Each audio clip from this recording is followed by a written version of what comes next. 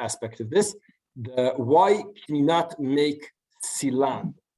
So here's an interesting Yerushalmi. It's very, very strange and difficult Yerushalmi. The Yerushalmi asks, are you allowed to mefatem yain shel shvi'it? What is mefatem yain?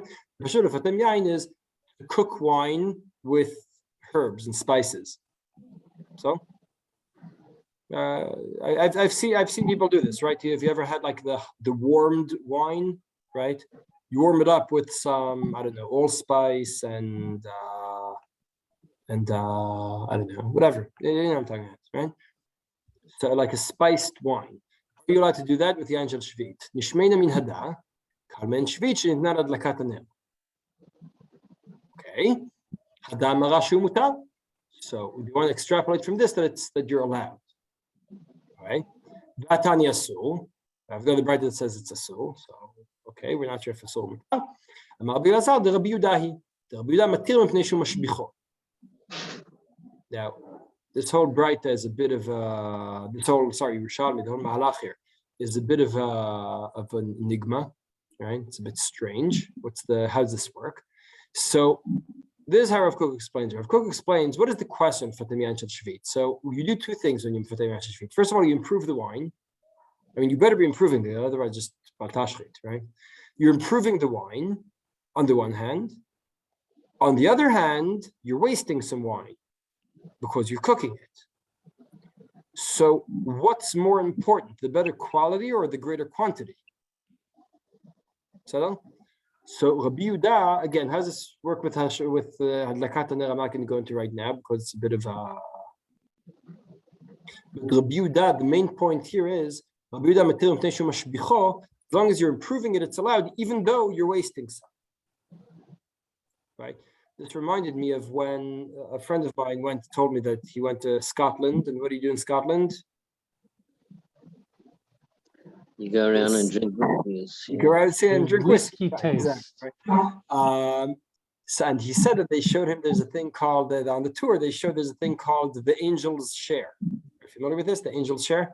The Angel's Share that they need to allow about between 10 and 11% of the whiskey to just evaporate, right? It depends on how long it's aged. Right. By the way, you can go to a distillery in Tel Aviv, which is, I think it's also honey and wine and honey or something, and they will take you on a tour and show you how they do it. Yes. Right, so it's interesting they call it the Angel's Share. They're very firm there. So it's just interesting, between 10 and 11%, right? Shemot Masrot, right? Now, so when you're making whiskey, you waste. Now again, how much of it is water? How much of it is the wheat? I don't know. I don't know enough to say, but it's just interesting that some things you have to waste a certain amount to achieve a much better quality, right? The quantity you lose out, but in terms of quality, it's mitztamek v'yafeh, if we go back to the Chot Shabbat for a moment, right? So that seems to be the discussion here in certain contexts. Therefore, Rav Kook says, "Lefi biurim b'Yerushalmi ta'aleh lanu halacha, shu mema'et, af al pi shu mashbiach, asur afilu b'gavna depitum. V'harikuach shel tepuchei zahav dome lo, al ken yoter noter le'achmir b'aperot hamuatin shenishteru מהמכירה ולנהוג בהם קדושת שביעית."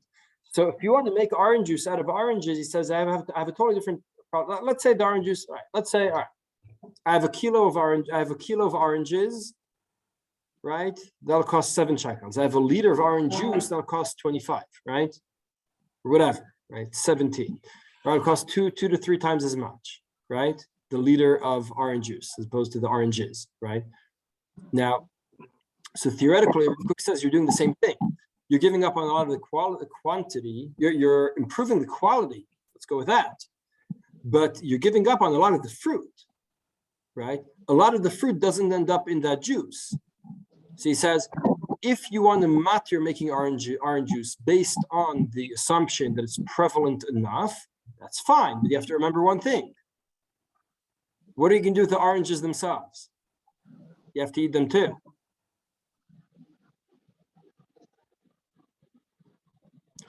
אף על פי שאין זה מוכרח, שהרי יש לומר שדווקא שינוי שמגרה אסור, כמו לבשל דבר שדרכו לאכל חי, אבל המשבח מותר, אף על פי שאין דרכו על פי רוב. מכל מקום, פשט דמילתא דאיסור בבישול היין, שידע המשנה שמשביחו, משמע שכל שממת אסור. אף על פי שהמשקה מתחסר, נכנסו בעיקרים מעורבים, ועל ידי כן אין זה חיסרון כלל, אבל מה שעבד על ידי האור, או הסחיטה לצורך הריכוך, זה דומה ממש. This is going to help us later on, because we're going to see in certain things, you say, well, what about the wine that goes into the allspice? So, well, the wine is still there. It's just balua and the allspice. That's fine. His problem is the fumes, right? So that's why he says, Rav Kook says, any time like this, here's the rule. The rule is this. Anytime something can both be used, the normal use could be either using 100% of it, or another normal use could be extracted from it to use less, that'd be awesome. So for example, if I have oranges, right, the juice I'll produce will be less than the fruit, less than the volume of the fruit. So even if that's an improvement, you can't do it, right? If I want to cook the wine, if I want to create whiskey, right, I have to give up on a certain percentage of it, of the right. So that would be usher, even though it's a tremendous improvement. So that's Rav Kook's other extrapolation. He says, so for argument's sake, right, going back to where we started from, why can't you produce silan? So the first reason we said you can't produce silan is because it might not be prevalent enough use, which raises, okay, what is prevalent enough use?